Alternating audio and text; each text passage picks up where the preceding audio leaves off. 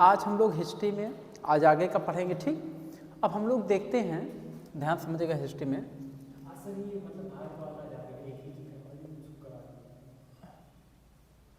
थोड़ा थोड़ा पढ़ लो तो मान लो वीडियो भी देख सकते जो नहीं आए हैं, आराम आराम। देखिए हिस्ट्री में आज हम लोग पढ़ेंगे लॉर्ड वेवेल का, ठीक, 1945 का। तो अब भारत में आता है लॉर्ड वेवेल। कौन आता है? Lord Wavell. ठीक, लॉर्ड वेवेल जो था भारत में एक योजना लाया जिसका नाम दिया वेवेल योजना। ठीक, इसने एक योजना लाया जिसका नाम क्या दिया? वेवेल योजना। ठीक, अब उधर सेकेंड वर्ल्ड वॉर चल रहा था, अंग्रेजों की जमकर पिटाई कर रहा था हिटलर। तो अंग्रेज सोचे कि भारत में हम क्या करें ताकि भारत में शांति व्यवस्था बनी रहे। तो इसी को देखते हुए इन लोगों ने एक योजना लाया जिसका नाम दिया वेवेल योजना। ठीक, इस योजना की जो बैठक होनी थी, इस वेवेल योजना की बैठक शिमला में कर रहे थे। कहाँ कर रहे थे? शिमला में। ठीक, इस योजना की बैठक शिमला में हुई, इसलिए हम लोग इसको शिमला सम्मेलन के नाम से जानते हैं। किस नाम से जानते हैं? शिमला सम्मेलन। ठीक, तो क्या हुआ था, वेवेल योजना की बैठक शिमला में किया गया, इसलिए इसको हम लोग शिमला सम्मेलन कहते हैं। ठीक, तो शिमला सम्मेलन में हुआ क्या, उस समय भारत के जितनी राजनीतिक पार्टियां थे, जितनी भी भारत की राजनीतिक पार्टियां थी, ठीक, जितनी भी भारत की क्या थी राजनीतिक पार्टियां थी, सभी पार्टियों को इस योजना के तहत शिमला में सभी पार्टियों को बुलाया गया। ठीक ना, जितनी भी पार्टियां थी, जैसे हाँ, अब बता दें कि उस समय भारत में दो बड़ी बड़ी पार्टियां थी जी। एक का नाम था कांग्रेस पार्टी, दूसरे का नाम था मुस्लिम लीग।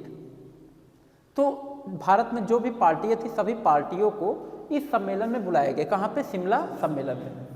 तो उस समय शिमला सम्मेलन जब बुलाया गया तो इसमें दोनों पार्टियों ने भाग लिया। कौन कौन? एक कांग्रेस पार्टी, फिर दूसरा कौन थी? मुस्लिम लीग। मुस्लिम लीग, दोनों पार्टियों ने भाग लिए। ठीक, अच्छा, यहाँ पे इसके वायसराय परिषद में टोटल जो सीट थे वो 14 सीट थे। कितने सीट थे? 14 सीट, 14 सीट थे। ठीक, तो इसके वायसराय परिषद में, वायसराय परिषद, अंग्रेजों के वायसराय परिषद में टोटल जो सीट था वो 14 सीट था, 14 सीट। ठीक ना, 14 सीट में 14 सीट में ये डिसाइड करना था, 14 सीट का मतलब 14 मेंबर इस परिषद में आ सकते हैं। 14 मेंबर इस परिषद में आपको मतलब एडजस्टमेंट करना है। तो 14 जो सीट था इसमें से कांग्रेस पार्टी और मुस्लिम लीग को जो है इसमें से दिया गया। तो देखिए इसमें से जैसे 6 सीट कांग्रेस पार्टी को मिला, ठीक, और इसमें से जो है 6 सीट मुस्लिम लीग को मिला, और इसमें से 2 सीट ब्रिटेन को मिला था। मतलब अंग्रेज 2 सीट अंग्रेज थे, मतलब 2 मेंबर अंग्रेज थे, 6 मेंबर मुस्लिम लीग में मुस्लिम लीग ज्वाइन किए, 6 मेंबर कांग्रेस पार्टी ज्वाइन करेंगे। ठीक, 6 6 12 2 14। ठीक, अब देखिए कांग्रेस पार्टी ने 6 मेंबर में, इस 6 मेंबर में कांग्रेस पार्टी ने क्या किया, ये कांग्रेस का है, कांग्रेस को कितना सीट मिला? 6 सीट मुस्लिम लीग को मिला, मुस्लिम लीग, और 2 सीट ब्रिटेन को मिला था, ब्रिटेन, अंग्रेजों को 2 सीट। ठीक, तो बता दें कि कांग्रेस वालों ने 6 सीट में, इसमें 2 इन्होंने हिंदू को रखा था, 2 हिंदू रखा, उसके बाद इसमें एक मुस्लिम रखे थे, एक मुस्लिम, और इन लोगों ने एक जैन रखा, एक बौद्ध रखे, और एक सिख रखे थे। सभी धर्मों को लगभग इसमें इन लोगों ने, सभी धर्मों के एक व्यक्ति, 2 व्यक्ति को मतलब अपने मेंबर बनाए थे कांग्रेस पार्टी का मेंबर। तो 2 1 3 4 5 6 इनके 6 सदस्य हो गए। ठीक, उसके बाद जो मुस्लिम लीग वाला था, मुस्लिम लीग का जो मेन था कौन था? मोहम्मद अली जिन्ना था। तो इसने 6 मेंबर जो इसको दिया गया, इसने 6 के 6 मेंबर कौन सिलेक्ट किए पता है? सब मुसलमान सिलेक्ट किए, सब मुस्लिम। इसने अपने में बता दे कि अपने में जो 6 मेंबर सेलेक्ट किया था वो किसको सिलेक्ट किया? मुस्लिम को। किसको? मुस्लिम को। इसके 6 के 6 मेंबर मुस्लिम ही थे, समझ गए? अच्छा, ब्रिटेन वालों ने किसको सिलेक्ट किया था? तो ब्रिटेन में एक इसका वायसराय था, 2 मेंबर में 1 मेंबर वायसराय हो गया, ठीक। दूसरा मेंबर कौन था? इसका सेनापति था। कौन था? सेनापति। तो मतलब कहने मतलब कि देखिए कांग्रेस वालों ने देखो सबको मतलब सबको मेंबरशिप बनाया है। कांग्रेस पार्टी में देखो मेंबरशिप देखा जाए, सदस्यता, तो देखो इसमें 2 हिंदू, 1 मुस्लिम, जैन, बौद्ध, सिख, सबको मेंबरशिप, सबको मेंबर बनाए, सभी धर्म वालों को, ठीक। जो मोहम्मद अली जिन्ना था इसने 6 के 6 मुस्लिम मेंबर बनाया था, और ब्रिटेन ने एक वायसराय और एक सेनापति को मेंबर बनाया। टोटल क्या सीट था? 14 सीट वायसराय परिषद में। अच्छा, हुआ क्या कि बता दें कि जब कांग्रेस पार्टी के लोगों ने एक मुस्लिम को अपने में जगह दिया, ये जो मुस्लिम थे ना, इनका नाम था अबुल कलाम आज़ाद। ये जो मुस्लिम थे एक, इनका क्या नाम था? अबुल कलाम, अब्दुल नहीं, अबुल कलाम आज़ाद थे ये, अबुल कलाम आज़ाद, ठीक। ये मुस्लिम को इन्होंने मेंबरशिप बनाया था कांग्रेस पार्टी का, ठीक, सदस्यता ग्रहण कराए थे। तो जो जिन्ना था, ये इसने कहा कि कोई भी मुस्लिम अगर किसी भी पार्टी को ज्वाइन करता है तो वो केवल मुस्लिम लीग पार्टी को ज्वाइन करेगा और किसी पार्टी को ज्वाइन नहीं करेगा। और ये जो है कांग्रेस पार्टी ज्वाइन किए थे, तो जिन्ना अड़ गया, जिन्ना एकदम जान लो विद्रोह कर दिया। जिन्ना ने कहा कि ये एकदम गलत बात है, मुस्लिम जो है केवल मुस्लिम अगर किसी पार्टी से जुड़ेगा तो वो किस पार्टी से जुड़ेगा? मुस्लिम लीग से जुड़ेगा और किसी पार्टी से जुड़ेगा नहीं। तो हुआ क्या, अब जिन्ना ने इसी चीज को कायम करते हुए इसने द्वि राष्ट्र की मांग की थी। इसी शिमला सम्मेलन के तहत जो जिन्ना था, मोहम्मद अली जिन्ना, इसने द्वि राष्ट्र का मांग की। द्वि राष्ट्र का मतलब जानते हो? जैसे एक भारत है तो भारत के जैसा एक अलग राज्य बन जाए जहां पे केवल मुस्लिम हो, तो इसने द्वि राष्ट्र की मांग की, समझ गए? तो सबसे पहले शिमला सम्मेलन के तहत ही ये जो हुआ था, ये 1945 में हुआ था। कब हुआ था? तो सबसे पहले शिमला सम्मेलन 1945 के तहत ही मोहम्मद अली जिन्ना ने द्वि राष्ट्र की मांग किया था। किस राष्ट्र की? द्वि राष्ट्र की। जो जिन्ना था इसने किसकी मांग किया? द्वि राष्ट्र मतलब 2 राष्ट्र होने चाहिए, समझ के? एक तरफ मुस्लिम और एक तरफ हिंदू, समझ गए ना? अच्छा, अब यहीं से इसकी मांग उठी, द्वि राष्ट्र की मांग। अब हम एक बार चलते हैं, समझते हैं कि जो जिन्ना की जो मुस्लिम लीग पार्टी थी, इसका गठन कब हुआ, थोड़ा सा इसके बारे में अच्छे समझ लेते, ठीक ना? मुस्लिम लीग पार्टी के बारे में इससे क्लियर नहीं होगा। अभी तो ये मान लो, अभी तो ये ब्लैक है, थोड़ा सा रुक जाओ, ब्लैक वाला तो एक बार साफ हो जाए। अब जब ये चलेगा तो कागज से मिटेगा जो है। तो अब जो है, अब हम लोग अगले टॉपिक में देखने जा रहे हैं मुस्लिम लीग के बारे में, जो जिन्ना की पार्टी थी। अब हम लोग उसके बारे में देखेंगे। अच्छा, जिन्ना को द्वि राष्ट्र का जो प्रस्ताव है वो किसने दिया था? सबसे पहले जो जिन्ना इसकी मांग करना स्टार्ट किया, तो उसका भी नाम अभी आएगा, यहीं पे देखते जाइएगा। ये सब बहुत जान लो, अंग्रेज बिल्कुल चाहते थे भारत पाकिस्तान, और पता है भारत पाकिस्तान के बीच में जो रेखा खींचा ना, उसका नाम था रेड क्लिफ। वही रेखा खींचा था, उसी के नाम पे पड़ा रेड क्लिफ रेखा। अंग्रेज ही रेखा खींचा था। भारत पाकिस्तान में जो बंटवारा किया ना, अंग्रेज ने करवाया था सब कुछ, और उन्होंने जिन्ना को चढ़ाए और जिन्ना चढ़े, समझ गए कि नहीं? और फिर हो गया। अच्छा, अंग्रेज चाह रहे थे कि भारत पाकिस्तान का बंटवारा हो, मतलब हाँ, मतलब जैसे हिंदू अलग मुस्लिम अलग, दोनों में, ताकि हमेशा लड़ाई होता रहे, और उन लोग जहाँ तक ये करवा दिए। अब हम लोग देखते हैं मुस्लिम लीग।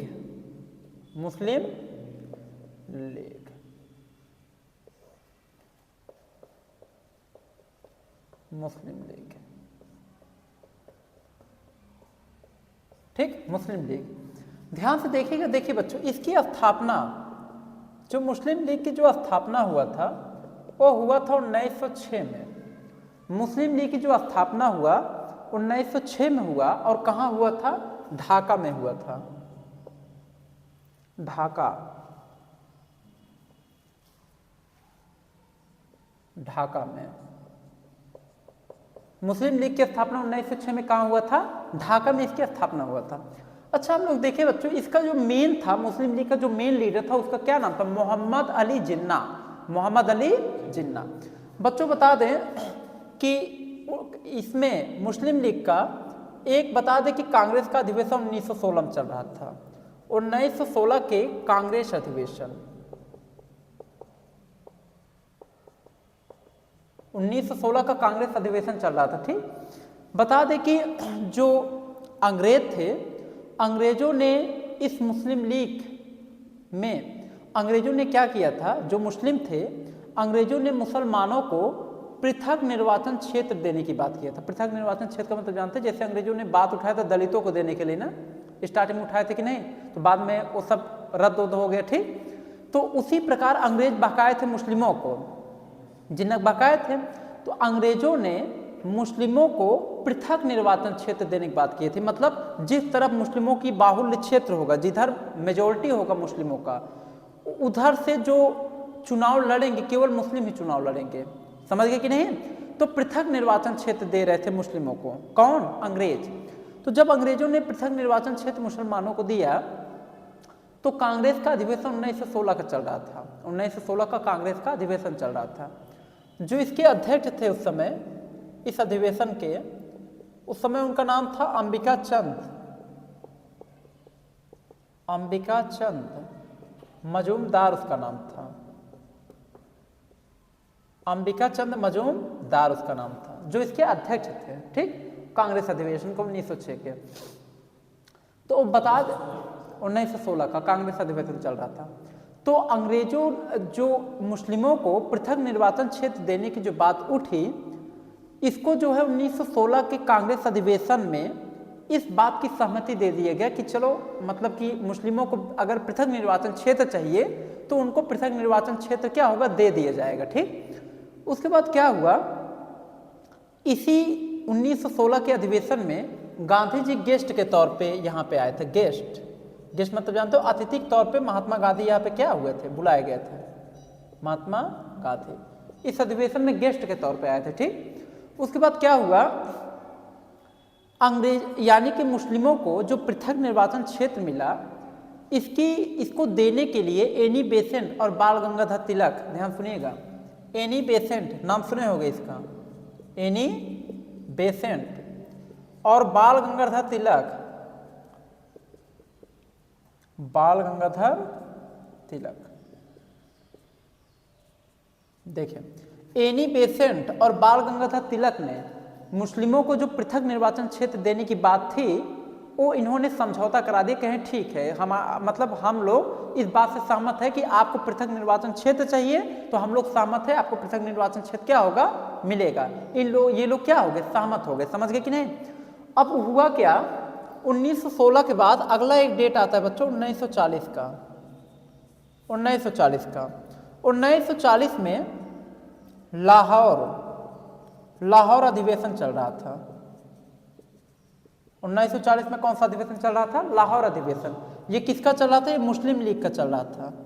मुस्लिम लीग का, देखो मुस्लिम लीग का लाहौर अधिवेशन चल रहा था 1940 का। अधिवेशन का मतलब बैठक, मतलब मीटिंग एक प्रकार का। समझ गए ना? आगे की नहीं समझ में? अब जैसे इसके जो मेन अध्यक्ष था उसका नाम था जिन्ना। क्या नाम था? इसका पूरा नाम था मोहम्मद अली, जानते रहो पूरा नाम है इसका, मोहम्मद अली जिन्ना इसका पूरा नाम था। ठीक, तो हाँ, भारत पाकिस्तान इसी की वजह से अलग हुआ। तो उसके बाद हुआ क्या कि बता दे कि उस समय एक मुस्लिम था जिसका नाम था अलामा इकबाल, उसका भी नाम लिखते, इसी का बहुत बड़ा रोल है अलामा इकबाल का। अलामा इकबाल, ठीक। अलामा इकबाल ने द्विराष्ट्र का प्रस्ताव, द्विराष्ट्र की सलाह जिन्ना को दिया था। अलामा इकबाल ने ही सबसे पहले, इसी के माइंड में आया था द्विराष्ट्र की भावना वाला विचार। सबसे पहले जो द्विराष्ट्र मतलब दो राष्ट्र दो देश की जो भावना, जो कल्पना विचार मन में आया, सबसे पहले अलामा इकबाल के दिमाग में आया था। इसने इस प्रस्ताव को किसको दिया था? इसने इस सलाह को किसको दिया? जिन्ना को। तो जिन्ना इसके कहने पर ये प्रस्ताव जब अल्लामा इकबाल ने जिन्ना को ये सलाह दिया, द्विराष्ट्र की बात किया, तो तब जिन्ना जो है द्विराष्ट्र की मांग जो है करना शुरू कर दिया। द्विराष्ट्र की मांग क्या किया, करना शुरू कर दी। ठीक, और बता दें शिमला सम्मेलन देखे द्विराष्ट्र की मांग करना शुरू कर दिया शिमला सम्मेलन 1945 के। ठीक, तो उसके बाद क्या हुआ कि उस समय पाकिस्तान, जैसे कि देखिए अब द्विराष्ट्र बना तो एक तो राष्ट्र है भारत आपका, एक अलग राष्ट्र बनेगा। ठीक, तो जो अलग राष्ट्र बनेगा उस अलग राष्ट्र का नाम क्या होगा, तो उस अलग राष्ट्र का नाम देने वाला एक था जिसका नाम था उसका नाम था जो है चौधरी रहमत अली। क्या नाम था, चौधरी रहमत अली। तो सुनिए, देखिए चौधरी रहमत अली पाकिस्तान शब्द नाम दिया कि भाई एक भारत है, तो जो अगला राष्ट्र बनेगा उसका क्या नाम रहेगा, तो उसका नाम इसने दिया पाकिस्तान। पाकिस्तान नाम किसने दिया था, चौधरी रहमत अली ने दिया था। समझ गए, इसका नाम याद किया रहना। पाकिस्तान शब्द को देने वाला कौन था, चौधरी रहमत अली था। कोई दिक्कत, तो फिर उसके बाद क्या हुआ कि इसने शब्द मतलब दिया, मतलब चौधरी रहमत अली दिया। शिमला सम्मेलन 1945 में, देखिए ये तो 1940 में इसके दिमाग में विचार, इसने इसको दिया, फिर ये धीरे धीरे आवाज़ उठाया, शिमला सम्मेलन में पूरी तरीके से आवाज़ उठाया। इसी के नाते, जिन्ना के नाते शिमला सम्मेलन रद्द हो गया था। जिन्ना के नाते शिमला सम्मेलन क्या हो गया, रद्द हो गया था। समझ गए कि नहीं, 1945 का। ये तो मालूम मुस्लिम लीग के बारे में बता दी, समझ गए। अब देखिए यहाँ तक आपने सीख लिए। अब इसके आगे जो है अब आपका क्या बचा है, 1946 का बचा है, फिर एक बचा 1947। 1947 में भारत आज़ाद होगा, फिर भारत पाकिस्तान के बीच वही बंटवारा हो जाएगा। समझ गए, तो ये सब अब हम लोग देखिए थोड़ा सा एक सेंस आगे बता दें। मोहम्मद अली जिन्ना पूरी तरीके से अड़ गया था कि हमें दो राष्ट्र चाहिए। क्या चाहिए, दो राष्ट्र। तो इसने इसका कहना था कि हम एक अलग देश पाकिस्तान बनाएंगे जहां मुस्लिमों, केवल मुस्लिम होंगे, वहां पे बहुसंख्यक मुस्लिम होंगे। ठीक, तो फिर क्या हुआ, ये बंगाल में एकदम बंगाल में पूरा विद्रोह करना शुरू कर दिया, भयानक विद्रोह मुस्लिमों को लेकर के। समझ गए, और बंगाल में हिंदू मुस्लिम आपस में लड़ने लगे। तो उस समय अंग्रेजों ने खूब मजा लिया। उस समय गांधी जी, हिंदू मुस्लिम लड़ रहे थे, गांधी जी अकेले जो है एक डंडा लेकर गांधी जी अकेले पहुंच गए पूरे विद्रोह के बीच में। अकेले गांधी जी के लोग बहुत सम्मान करते थे, रेस्पेक्ट करते थे, इनकी बात को सब मानते थे। गांधी जी बता दे एक लाठी लेकर के पहुंच गए पूरे विद्रोह के बीच में, अकेले ऐसे बिना कुछ लिए ही पहुंच गए। इनको देखकर झगड़ा झंझट लोग मारपीट करना बंद कर दिए। ठीक, अंग्रेज देखे, अरे यार अंग्रेज सैनिक देखे ये तो गजब का बंदा है, अकेला आया और सब शांत हो गए इसको देखकर, क्या प्रभुत्व इस बंदे का। तो अंग्रेजों ने उस समय गांधी जी को वन मैन आर्मी की उपाधि से नवाजा। गांधी जी को अंग्रेजों ने, गांधी जी क्या कहा, वन मैन आर्मी कहा। समझ गए, तो ये गांधी जी को उपाधि दी, मतलब एक अकेला आदमी जो कि आर्मी के जैसा, मतलब एक ट्रीट किया, मतलब जब सब शांत हो गए इसको देख करके। समझ गए, तो गांधी जी को वन मैन आर्मी कहा गया उस दिन से। आया, अब इसके आगे क्लास अब आपका नेक्स्ट डे चलेगा। ठीक, तो आज के लिए इतना है।